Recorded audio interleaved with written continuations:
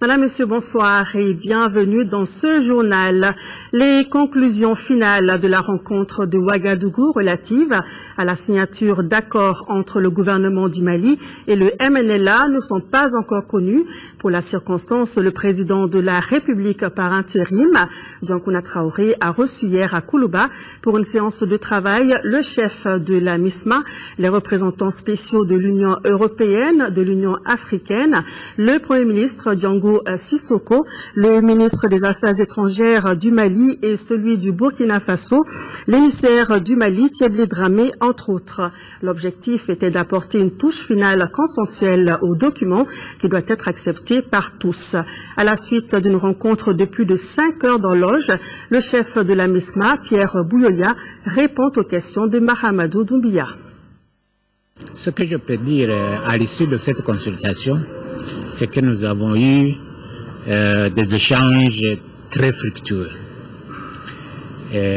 Nous avons pu faire le point au président où nous en sommes, et qu'est-ce qu'il faudrait pour avancer. Et lui-même nous a expliqué en détail les points de vue du gouvernement. Et sur base de cela, nous allons continuer les négociations à Ouagadougou et nous avons bon espoir que dans les prochains jours, nous arriverons à un accord. Ce n'était pas un forum pour prendre une décision, c'était une réunion de consultation. L'homme médiateur, représentant des médiateurs, nous-mêmes les membres de la communauté internationale qui jouons le rôle de facilitation dans les négociations à Ouagadougou, on était venus en consultation avec le gouvernement, avec le président, qui est le gouvernement qui est une partie à la négociation. Maintenant, nous allons continuer les discussions à Ouagadougou. Et je vous dis, les éléments que nous apportons, je suis sûr que ça nous permettra d'avancer et d'arriver à un accord rapidement. Audience au Conseil des collectivités, le président de l'institution a reçu le chef de la communication pour le développement du Fonds des Nations Unies pour l'enfance UNICEF. L'UNICEF était venu apporter sa contribution aux efforts nationaux entrepris dans la protection et l'émancipation des enfants. Écoutons Narcisse de Medeiros, il est au micro de Aïssata Ibrahim Maïga. Une forte composante des interventions de l'UNICEF au Mali réside dans l'appui aux communautés. Et il s'est fait que dans l'analyse des interventions que nous avons menées avec l'appui de nos partenaires au niveau des communautés ces dernières années, nous avons tiré, disons, 3 leçons. La première, c'est que on s'est aperçu que les résultats que nous avons obtenus, s'ils s'étaient appuyés sur, ou s'ils avaient bénéficié d'une implication plus vigoureuse des collectivités locales, ces résultats auraient été obtenus plus rapidement et de façon plus pérenne. Ensuite, vous savez comme moi que le Mali est dans une période de transition et on a très vite réalisé que, en plus des interventions régulières que nous menons dans la promotion disons des pratiques familiales essentielles ou de l'utilisation des services sociaux de base, il fallait urgemment ajouter les problématiques émergentes de l'éducation et de la protection de l'enfant et même d'une sorte de tolérance ou d'intolérance intercommunautaire pour que nous apportions aussi notre contribution à l'ensemble des efforts nationaux qui sont faits actuellement dans ce sens-là. Voilà à peu près les éléments qui nous ont poussés à dire qu'il nous faut avoir un partenariat plus vigoureux avec les collectivités locales dans un cadre peut-être plus formel. L'attribution de la 3e licence globale de téléphonie mobile a fait couler beaucoup d'encre et de salive. Pour couper court aux rumeurs et aux informations non fondées, 3 membres du gouvernement étaient ce matin face à la presse pour un exercice d'éclairage. Cette 3e licence a été attribuée au groupement Planor Monaco Télécom pour un montant de 55 milliards de francs CFA. Pour le gouvernement, le processus d'attribution de la licence a été conduit conformément aux dispositions du Code des marchés publics. Bourama Traoré. Pas de zone d'ombre dans l'attribution de la 3e licence globale de téléphonie au groupement Planor Monaco Télécom. C'est du moins l'avis du gouvernement. Conduit dans la transparence et le respect des dispositions du Code des marchés publics, dit-il. C'est un exercice de clarification et de précision auquel se sont prêtés 3 membres du gouvernement face à la presse. Les conférenciers confirment le versement de la première tranche de 33 milliards de francs CFA par le groupement Planor Monaco Télécom sur les 55 milliards prévus. Moi, je pensais que si le ministre des Finances de la République du Mali dit qu'il a reçu les 33 milliards, c'était suffisant pour convaincre les journalistes du Mali que l'argent a été reçu. Mais puisque nous continuons à lire dans la presse, je dis que rien n'a été versé, eh bien vous allez avoir un papier avec en tête BCEAO qui date d'aujourd'hui. Et la BCEAO dit que le solde du compte à la date du 11 février 2013 était de 33 milliards. Donc les 33 milliards ont été effectivement versés. Le groupement Planor Monaco Télécom devrait payer les 22 milliards restants le 13 mai 2013. Mais cette échéance n'a pas été respectée par l'opérateur. Pourtant, les cahiers de charges qui lient cette entreprise internationale au gouvernement sont très clairs. Si le paiement n'intervient pas le 13 mai, l'autorité chargée de la régulation du secteur refusera d'attribuer des numéros et des fréquences à l'opérateur. Deuxièmement, 3 mois après, si le paiement n'intervient pas, le réseau et les services de l'opérateur seront suspendus. Alors, le réseau n'existe même pas pour le moment. Troisièmement, en cas de non-paiement dans un délai de 6 mois à partir du 13 mai 2013, la licence sera purement et simplement retirée. Le gouvernement du Mali s'en tiendra rigoureusement à ces engagements-là. Pourquoi ne pas faire alors confiance aux compétences nationales, s'interrogent les confrères. Les réponses des ministres en charge des nouvelles technologies et de la communication sont sans équivoque. Je prends l'exemple de la 3e licence. Ne serait-ce que le prix de la licence fait 55 milliards. En réalité, dans le plan prévisionnel, la première année, il vous faut en plus d'investissement près de 100 milliards d'investissements. Au bout du rouleau, jusqu'à 3 ans, on se retrouve à près de 200 milliards d'investissements. On serait heureux de le donner à des nationaux. C'est un appel d'offres. Si les Maliens déposent officiellement des offres et qui remplissent ces critères qui ont été demandés, je ne vois pas pourquoi est-ce qu'on ne puisse pas leur attribuer. Nous sommes signataires des conventions et accords qui nous obligent de répondre à ces acteurs comme nous répondons aux acteurs nationaux. Et il est bon que vous nous approchiez avant de publier quoi que ce soit. Nous restons totalement disponibles. Après ces éclairages des ministres en charge du dossier, les débats sur l'attribution de la 3e licence globale sont-ils clos? En tout cas, c'est le souhait du gouvernement, lequel se dit respectueux des textes.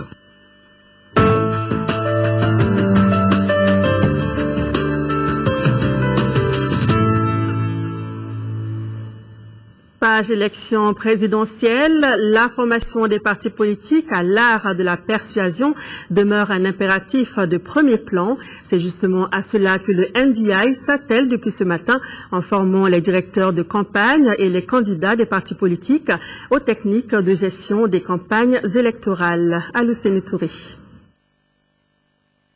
Le code de bonne conduite des partis politiques et des candidats aux consultations électorales, la loi électorale, la gestion équitable du temps d'antenne, la persuasion et la communication sont entre autres sujets au centre de cette formation destinée aux partis politiques et aux candidats aux prochaines consultations électorales. La campagne électorale, étape importante du processus électoral, offre l'occasion aux acteurs politiques de reconstruire la relation de confiance avec les populations, un lieu de diffusion de leurs programmes et projets de société.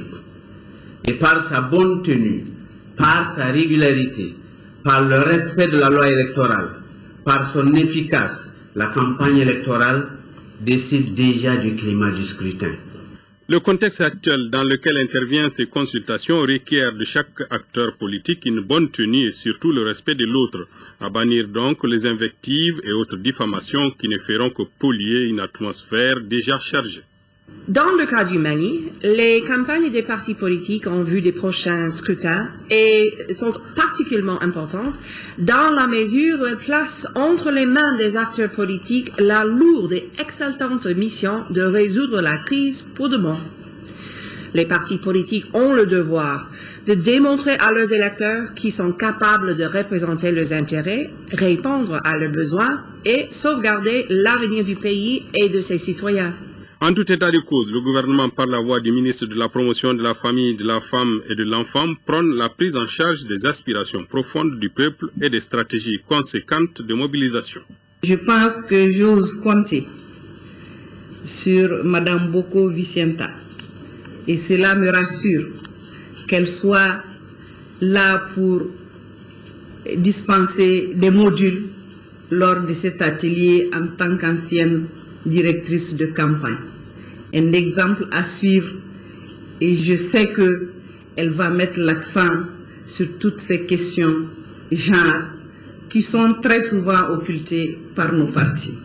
La formation organisée par le National Democratic Institute est entièrement financée par l'USAID. Les militants du parti Alliance démocratique pour la paix, ADP Maliba, étaient réunis le week-end dernier dans la salle Afrobasket du stade du 26 mars. C'était pour rencontrer les responsables de ce parti créé il y a 6 mois. Objectif, échanger sur les ambitions de l'ADP Maliba. Abdraman Maïga. C'est dans cette salle du stade du 26 mars que le parti Alliance démocratique pour la paix ADP Maliba a choisi pour ce grand meeting de la commune 6. Cette rencontre qui a regroupé les militants venus de tous les quartiers de cette commune s'est voulue un moment de revue d'ensemble. Il s'agissait pour la présidente de la coordination nationale des mouvements des femmes de l'Alliance démocratique pour la paix de constater l'état de ce jeune parti dans la commune. Ce jeune parti qui a été créé seulement le 20 janvier dernier se porte bien, sinon très bien, de l'avis des responsables. Le premier a été fait en commune 1 la semaine dernière. On s'est rendu compte que le parti se porte bien. Et aujourd'hui, vu la jeunesse du parti et vu que le parti est le benjamin de tous les partis, on s'est rendu compte qu'on est capable aujourd'hui à affronter l'arène politique. On n'est pas venu faire de la politique pour le tapage. On est venu pour un changement, le changement de mentalité, le changement de comportement.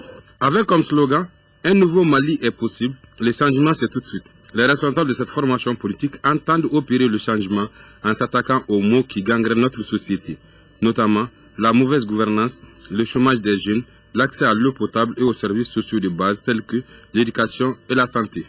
Nous visons concrètement la conquête et l'exercice démocratique du pouvoir. Nous visons le changement, nous voulons améliorer la gouvernance au niveau de l'État, nous voulons redonner confiance au peuple malien qui a tant souffert des affres de cette crise, qui est bref une crise de confiance entre les gouvernants et les gouvernés. Dans son projet de société, le parti Alliance démocratique pour la paix ambitionne également d'opérer le changement à travers la restauration de la démocratie, la promotion des droits humains et enfin mettre aux instances de prise de décision des cadres valables qui n'ont de souci que le développement harmonieux de notre cher Maliba. Le gouverneur de la 2e région vient de se rendre dans les cercles de Kolokani et de Nara pour constater l'évolution des préparatifs des élections. Alaï Tessougué s'est réjoui de l'état d'avancement de l'établissement des listes électorales. Seydou Traoré. De Kolokani, Djidjeni et Sagabala dans le Bélédougou, à Mourdia, Gumbu et Nara dans le Ouagadou, le gouverneur de la 2e région a constaté de très près l'évolution des préparatifs des élections du juillet 2013. Le chef de l'exécutif régional a échangé à toutes ces étapes avec les commissions locales d'organisation sur les schémas de travail en cours et le respect des dispositions réglementaires de ce processus électoral. Comme constat dans l'établissement des listes électorales, la participation timide des partis politiques. Les représentants de l'administration jusqu'à présent, qui sont au siège, qui sont au sein de conditions administratives, travail d'arrache-pied, vous l'avez constaté à Kolokana Djigeni ici, mais la part des partis politiques brille un peu par leur absence. Depuis que les activités pour les préparatifs ont repris cette année, le chronogramme a été poursuivi et est en train d'être poursuivi normalement au niveau du cercle de Nara. À la rencontre avec la commission locale d'organisation du processus électoral, Alain Tessougué a exposé les valeurs qui font allusion à l'accompagnement des autorités pour la réussite des échanges, le retrait de la carte Nina et la mobilisation des partis politiques dans la sensibilisation et formation de leurs militants. Ce que j'ai constaté me satisfait beaucoup au plan organisationnel dans le cadre du processus électoral. Partout où nous avons passé, nous avons vu que les populations ont un engouement à aller radier, à aller se faire transférer. Cela a pu être fait grâce à vous, les médias. Aujourd'hui, même le matériel électoral est arrivé jusqu'au niveau de certains arrondissements. Dans une note d'espoir, le chef de l'exécutif régional a félicité et encouragé les acteurs impliqués dans la préparation des élections dans les deux cercles. Il a enfin invité ces hommes et femmes d'anticiper avec la méthode les initiatives pour la réussite des élections apaisées, crédibles et transparentes.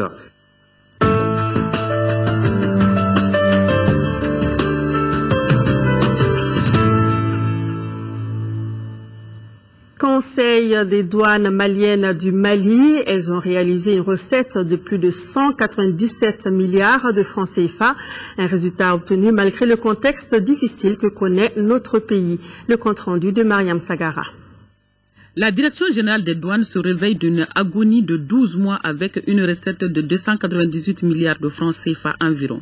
Un effort exceptionnel apprécié par le gouvernement. C'est dans ce contexte difficile que vous venez de mobiliser pour le compte du seul budget d'État 297,4 milliards de francs CFA.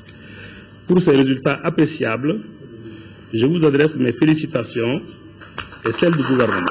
Au moment où notre pays se trouve dans une grave crise, les douanes du Mali, par leur détermination et leur engagement, ont émergé des eaux troubles de l'économie malgré les conséquences de la destruction du système de travail des agents lors des événements. Le conseil de direction de cette année se déroule dans un contexte particulier marqué par un environnement économique national fortement perturbé et une économie internationale en pleine crise. Cependant, il me paraît important de souligner que, malgré cette conjoncture, la mobilisation des recettes douanières reste encore aujourd'hui plus que jamais une question centrale et une priorité pour les douanes maliennes. Le premier responsable des douanes a, au nom du personnel, pris un engagement solennel pour augmenter ses recettes de 298 milliards de francs CFA environ à 333 milliards de francs CFA en 2013. Au-delà des chiffres, les résultats enregistrés sont l'expression des efforts accomplis par les agents des douanes dans le domaine de la lutte contre la fraude et la criminalité, par la saisie et la destruction d'importantes quantités de marchandises de contrefaçon, de produits pharmaceutiques et de stupéfiants. Je vous invite d'ores et déjà à mettre un accent particulier sur les mesures ci-après: la maîtrise des importations, l'évaluation correcte des marchandises, la rigueur dans le recouvrement des droits de taxes, la régularisation des enlèvements provisoires et un contrôle rigoureux des exonérations douanières. Le directeur des douanes se réjouit des réalisations d'autres activités au sein de sa structure qui sont entre autres le renforcement de l'espace économique, du système de santé et la mise en place d'une administration moderne avec un système de communication performant. Malgré le manque d'infrastructures pour la douane dans le septentrion, le directeur annonce comme priorité le retour de l'administration à Gao, Tombouctou et Kidal bien sûr. Le budget 2013 de l'Agence nationale d'investissement des collectivités, ANICT, connaît une hausse de 48% par rapport à l'exercice écoulé. Il se chiffre à près de 23 milliards de francs CFA. Information donnée lors de la 16e session du conseil d'administration de la structure. C'était ce matin, Mohamed Diarra. La confiance revient entre le Mali et ses partenaires. Et pour preuve, les partenaires techniques et financiers décident de reprendre leur coopération avec notre pays dans tous les domaines. À titre de rappel, la suspension de l'aide financière des partenaires techniques et financiers suite aux événements de mars 2012 a sérieusement affecté l'Agence nationale d'investissement des collectivités. Conséquence, les collectivités ont été privées du droit du tirage donc du financement durant l'année écoulée. Avec l'élan de solidarité amorcé par la communauté internationale en faveur de notre pays, l'ANCT est en passe de retrouver son souffle d'antan. L'élan de solidarité qui a marqué la gestion de la crise, le conseil d'administration de l'ANCT, dans le cadre de l'appui aux régions nord du Mali, a affecté 50 millions de la dotation intercollectivité au financement du projet Descente collectivités territoriales du Sud, appui Descente collectivités territoriales du Nord. Aussi, plus de 500 millions de la dotation d'appui au fonctionnement des collectivités territoriales ont été affectés au paiement des salaires des fonctionnaires et contractuels des collectivités territoriales des régions de Tombouctou, Gao, Kidal et même partie de Mopti. Cette somme a permis de payer les salaires de 770 fonctionnaires des collectivités. Pour l'année 2013, l'ANCT affiche de grandes ambitions. Le portefeuille de l'agence passe de 15 milliards à près de 23 milliards de francs CFA, soit une augmentation de 48%. Le niveau de prévision budgétaire pour 2013 témoigne de la solidarité réitérée des partenaires techniques et financiers à l'endroit du Mali. En tout cas, le Mali et ses partenaires techniques et financiers ont eu une journée pour échanger sur le processus de décentralisation au Mali. En somme, il s'agit de faire de la décentralisation le socle du développement du Mali. Hors de nos frontières, c'est ce soir que la première dame Traoré Mintou Doucouré va recevoir le prix du Millennium Goals of Development, le Women's Progress Award 2013 à New York, une distinction qui vient récompenser ses efforts en faveur de l'atteinte des objectifs du millénaire pour le développement. Sur place, l'épouse du président de la République par intérim aura aussi d'autres activités, dont des rencontres de haut niveau. Salif Sanogo. Elles sont deux francophones, une anglophone et une autre lusophone. Elles sont donc 4 premières dames du continent à avoir fait le déplacement de New York à l'invitation de Voices of African Mothers, l'organisation dénommée La Voix des Mères. Les efforts fournis par Mme Traoré Mintou Doucouré à travers son ONG, l'Association pour le développement et des activités en matière de population, dans l'atteinte des objectifs du millénaire pour le développement, ne sont pas passés inaperçus ici. C'est donc en reconnaissance de ces actions qu'elle va recevoir le prix du Millennium Goals Development, le Women's Progress Award 2013. Avant la tenue de cette cérémonie de remise de prix, les premières dames du Mali, du Burundi, de la Guinée équatoriale et de la Tanzanie ont été les hôtes d'un cocktail de bienvenue auquel ont pris part de nombreux invités de marque. Madame Traoré Mintou Doucouré aura également l'occasion de rencontrer l'épouse du secrétaire général des Nations Unies lors d'une audience privée le vendredi. La 20e conférence des ministres africains de l'industrie, CAMI 20, a démarré ce matin à Nairobi au Kenya. L'accélération de l'industrialisation de l'Afrique dans le cadre de l'agenda pour le développement post-2015 est le thème retenu pour la rencontre. Pendant 2 jours, la dizaine de ministres de l'industrie tentera donc de dégager des mesures concrètes pour booster l'industrialisation du continent. L'ouverture des travaux de cette 20e CAMI était présidée par le président kenyan Uhuru Kenyatta. Le Mali est représenté par la directrice nationale de l'industrie, Madame Traoré Abisso. C'est ce que nous signale notre correspondant dans la région, Alassane Diambélé. Retour à Bamako avec la célébration de la fête nationale de la Fédération de Russie. C'était hier 12 juin. Pour l'occasion, l'ambassadeur de Russie au Mali a offert un dîner, occasion pour lui de mettre l'accent sur les bonnes relations qui existent entre Moscou et Bamako. Adama Kodjo. 12 juin 1990, 12 juin 2013, cela fait 23 ans que la Fédération de Russie célèbre sa fête nationale, une fête qui fait suite à la déclaration sur la souveraineté du pays. C'est par les hymnes nationaux du Mali et de la Russie qu'ont débuté les festivités marquant l'événement. Occasion pour l'ambassadeur de Russie au Mali de parler de son pays qui développe une économie de marché sur la base d'un état de droit. L'activité de la diplomatie russe vise à influencer positivement les processus globaux en vue de la mise en place d'un système stable et polycentrique des relations internationales. La crise au Mali, il en a été aussi question lors de cette célébration. Malgré les difficultés du moment, la Russie reste un partenaire sûr du Mali selon l'ambassadeur. En dehors de la sphère politico-diplomatique, c'est l'assistance humanitaire, c'est aussi les livraisons en matière de défense, l'aide dans le domaine de la formation de spécialistes de la lutte contre le terrorisme et le crime organisé, des forces du maintien de l'ordre public. Ceci sans compter, bien entendu et bien évidemment, la coopération traditionnelle en matière de formation de spécialistes civils. La fête a mobilisé plusieurs membres du gouvernement. Le ministre du Travail, de la fonction publique et des relations avec les institutions de saluer les relations séculaires entre Bamako et Moscou. La Russie et le Mali partagent les mêmes valeurs de démocratie. Donc la Russie et le Mali sont des pays amis, des pays qui coopèrent de façon étroite et de façon exemplaire. Le Mali vient de participer à une grande conférence à Bruxelles, au cours de laquelle l'ensemble des amis du Mali, y compris la Fédération de Russie, se sont engagés à le soutenir pour un renouveau du Mali.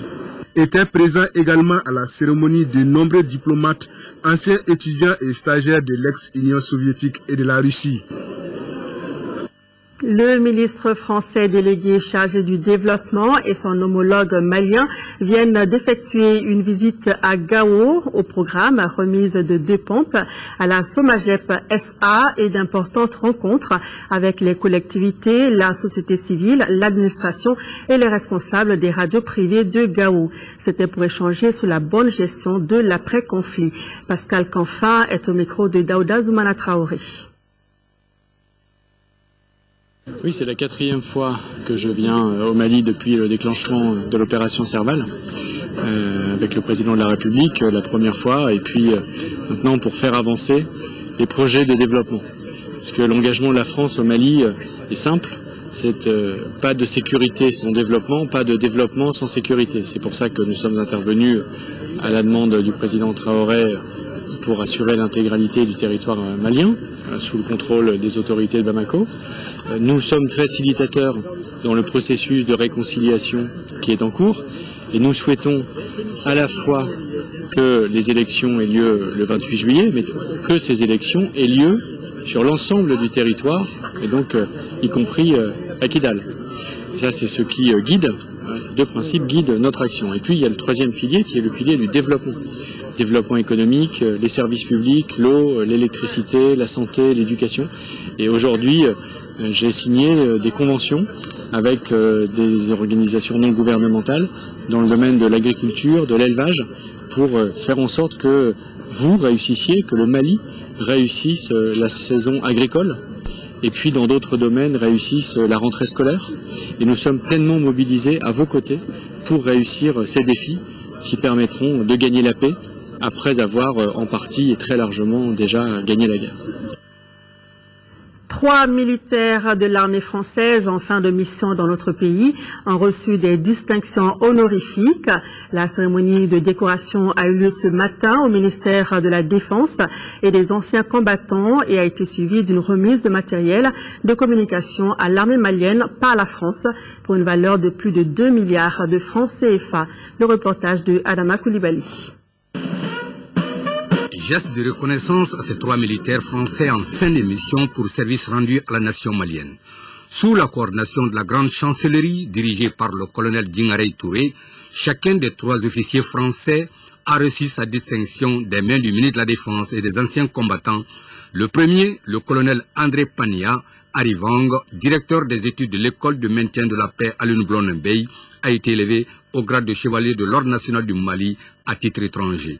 Le second et le 3e, le lieutenant-colonel Patrick Cornuel et le lieutenant-colonel Lionel Damestoy de la coopération militaire française ont été élevés au grade de l'Ordre national du Mali. Des reconnaissances qui n'ont pas laissé indifférent le représentant de l'ambassade de France au Mali.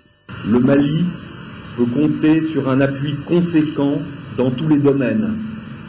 Rétablissement de la souveraineté, développement, action humanitaire et, bien entendu, reconstruction d'un outil de défense à la hauteur des enjeux de la sous-région.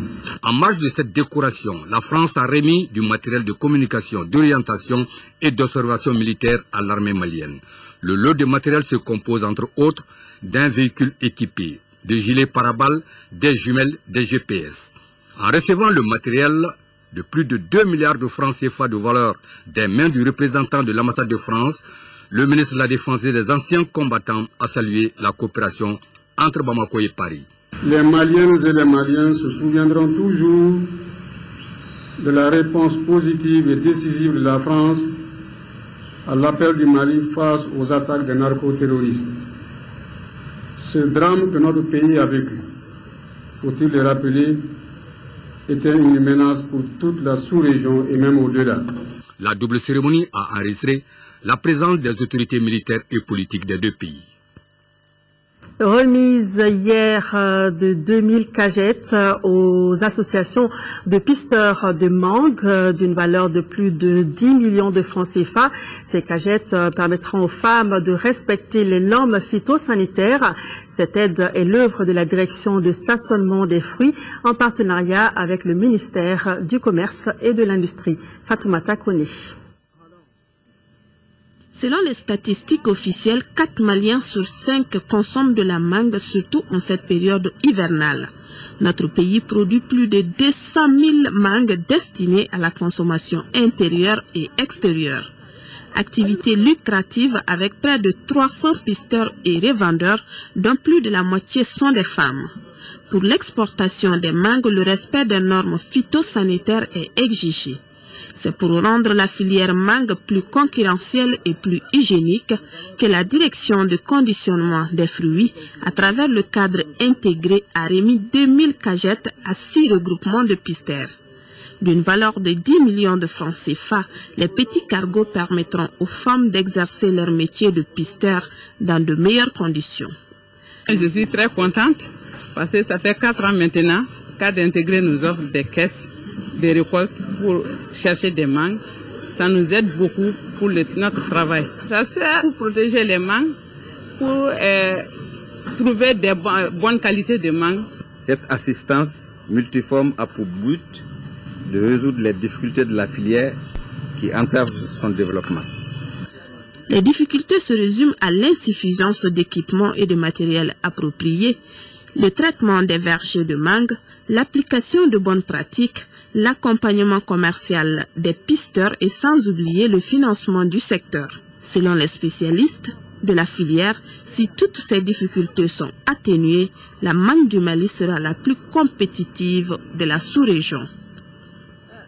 Les femmes de l'APDF invitent toutes les femmes leaders et celles de la presse à se mobiliser massivement pour une importante conférence de presse demain, vendredi 14 juin, à partir de 15 h au Carrefour des Jeunes. 52 millions de francs CFA, c'est la valeur du don que vient de remettre International Relief and Development, IDR, au gouvernement du Mali à travers son ministère de la Santé. Le lot composé de kits sanitaires et de médicaments de première nécessité vient appuyer notre pays pour la prise en charge des populations les plus vulnérables. Reportage de Kadidiatou Kone. Au niveau interne, les statistiques montrent que plus de 200 000 personnes ont été contraintes à des déplacements dans le pays à cause de la situation que vit le Mali. Au cours de ces déplacements, beaucoup se sont retrouvés dans la nécessité.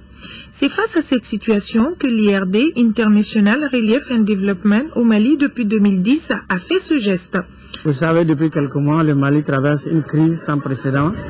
Et cette crise a beaucoup éprouvé les populations au Mali, avec beaucoup de déplacements du nord au sud et dans tous les sens. Ces déplacements massifs ont vraiment causé beaucoup de désagréments aux populations qui sont maintenant diminuées. Mais le plus grave, c'est que beaucoup n'ont même pas le minimum pour se soigner.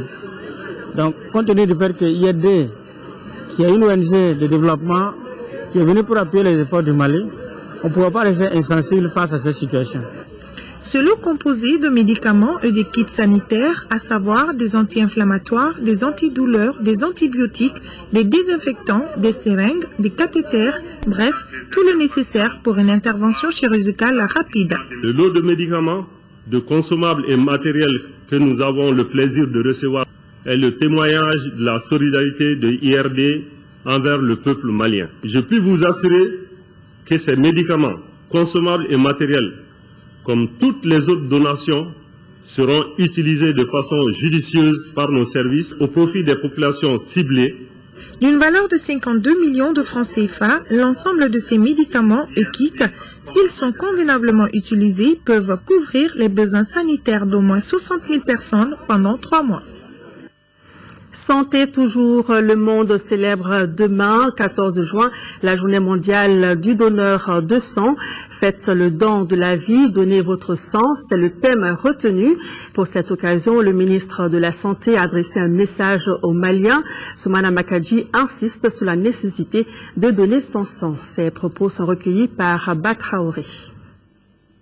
Au cours de la dernière décennie, des progrès notables ont été accomplis au Mali de sécurité transfusionnelle, ce qui a permis à notre pays d'atteindre 3 cibles sur les 4 qui avaient été définies pour l'horizon 2012 dans la stratégie régionale de sécurité transfusionnelle de l'OMS.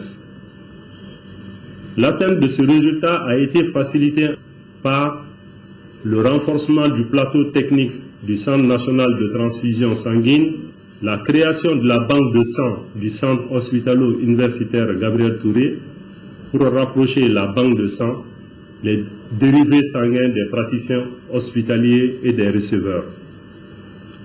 La célébration de la présente journée a lieu dans un contexte particulièrement difficile pour notre chère patrie. Elle m'offre l'opportunité de remercier vivement toutes les bonnes volontés qui, avec une spontanéité exemplaire, ont répondu à l'appel du président de la République, chef suprême des armées, en manifestant leur soutien, leur solidarité et leur générosité à la vaillante armée malienne et aux troupes françaises et tchadiennes ayant combattu à ses côtés. L'histoire des conflits et celle de la transfusion étant intimement liées, le don de sang a été un des éléments clés du dispositif de prise en charge des blessés militaires et civils mis en place par le ministère de la Santé. Toujours par rapport à la journée mondiale du donneur de sang qui sera célébrée demain, écoutons le directeur régional de l'OMS pour l'Afrique, Dr Louis Gomez-Sambo, qui appelle lui aussi les citoyens à donner leur sang pour sauver des vies. Propos recueillis par Batraoré. La transfusion de sang et de produits sanguins aide à rallonger la vie de patients souffrant de maladies mortelles et à améliorer leur qualité de vie. Chaque année, près de 3 600 000 poches de sang sont collectées dans la région africaine de l'OMS. Cependant, seuls 21 des pays de la région ont réussi à combler plus de 80% des besoins par des dons de sang volontaires et non rémunérés. Chaque don de sang est un don de vie. Et une seule poche de sang peut sauver jusqu'à 3 vies humaines. Je lance par conséquent un appel au grand public pour exhorter les uns et les autres à se rendre dans les centres de transfusion sanguine ou sur les sites mobiles de collecte de sang pour devenir des donneurs volontaires et réguliers de sang. Pour sa part, le Bureau de l'Organisation mondiale de la santé pour l'Afrique œuvrera de concert avec d'autres partenaires au développement pour fournir un appui aux pays dans leurs efforts visant à accroître la disponibilité du sang et des produits sanguins sûrs et à promouvoir l'utilisation adéquate du sang collecté au profit de toutes les personnes qui en ont besoin.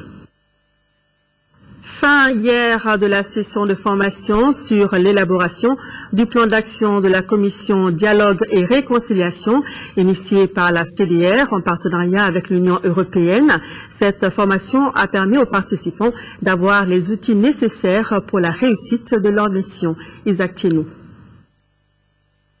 Avec pour thème justice transitionnelle et instauration d'une paix durable, Gouvernance, droits de l'homme et citoyenneté, plaidoyer, communication et relations publiques, et enfin management institutionnel de la Commission.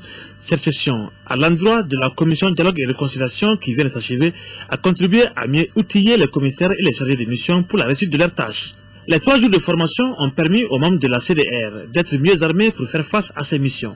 Les débats autour des thèmes et les expériences dans d'autres pays ayant connu des situations de crise ont permis d'élargir la compréhension des membres participants. Ça a accès essentiellement à notre formation pour que nous puissions aboutir à un bon résultat au niveau de notre objectif à atteindre, à savoir la réconciliation et le dialogue entre les différentes communautés du Mali. Je pense que cette formation est le bienvenu.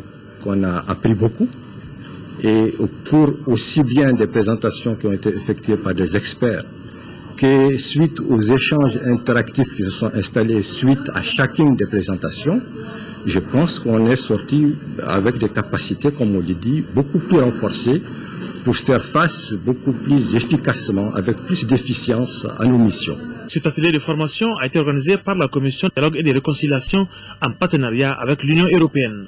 Tous les citoyens doivent se sentir concernés par la question de réconciliation dans notre pays. Parlons assainissement, rendre la capitale du Mali plus propre. C'est l'ambition des autorités communales et administratives qui viennent de lancer le projet d'assainissement du district. 6 ONG se répartissent les communes de la ville de Bamako pour améliorer le cadre de vie des populations. La cérémonie s'est déroulée cet après-midi à Torokorobougou. Le reportage de Agali Agissa. L'assainissement du district de Bamako. Voilà l'épineuse question à la résolution de laquelle les acteurs du domaine s'attellent en lançant ce projet. Et c'est la commune 5 du district de Bamako qui a servi de cadre à ce lancement. 6 organisations non gouvernementales bénéficient d'un financement d'environ 60 millions de francs CFA. Un financement qui témoigne le soutien des partenaires dans le cadre de la préservation de l'environnement. Ces propositions de projet de 6 associations maliennes ont été approuvées par un comité, le comité national de pilotage de ce programme qui s'appelle le programme de microfinancement du Fonds mondial de l'environnement au mois de décembre 2012. Et ce programme est un des programmes dits phares du programme des Nations Unies pour le développement.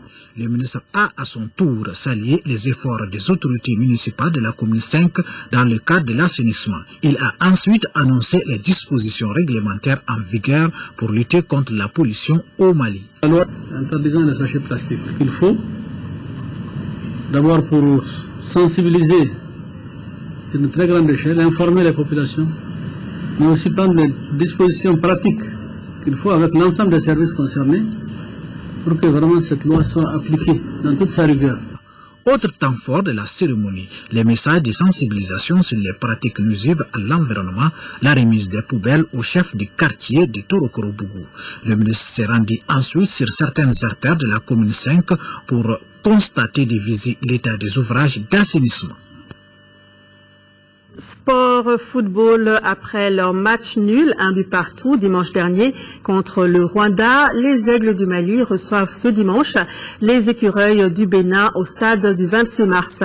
Pour espérer continuer dans la course, les Aigles du Mali doivent obligatoirement gagner. Même si le nul de dimanche dernier a été difficile, les Aigles gardent le moral et donneront tout lors du match contre le Bénin. Je vous propose d'écouter le sélectionneur Amadou Pati Diallo. Il est au micro de Ousmane Dao. C'est difficile toujours après un match comme ça et où vous avez le sujet amer que vous ne parvenez pas et bon après ça c'est difficile dans les minutes qui suivent ou sinon les heures qui suivent. Bon, comme dans le football c'est des compétiteurs, on est tous compétiteurs donc il faut se remettre vite à cheval et on a l'opportunité si je me permets dimanche prochain de pouvoir dire au public que ça a été un faux pas. Dimanche, on a parlé d'inefficacité. On suppose que contre le Bénin, on va retrouver cette efficacité. J'imagine que vous travaillez à l'entraînement. C'est pas en 2-3 jours qu'on peut travailler la finalisation. Si j'ai bonne mémoire, ou vous aussi, vous avez les archives. Le football malien, ces dernières années, a un problème de finalisation. Je pense, on en a parlé. On va y travailler dessus. Vous savez, on est loti au milieu du terrain en défense, pratiquement devant, c'est le désert. Donc ça dure depuis des années. Je pense qu'on va y travailler là-dessus. On s'est créé des occasions. Je pense qu'on considère que ce jour, c'était un jour sain et que dimanche, ce serait un jour pour nous, quoi. Il avait défrayé la chronique, il s'agit bien de Cheikh Tidiane Diabaté, et maintenant il est au sein du groupe. Ça va, tout va bien.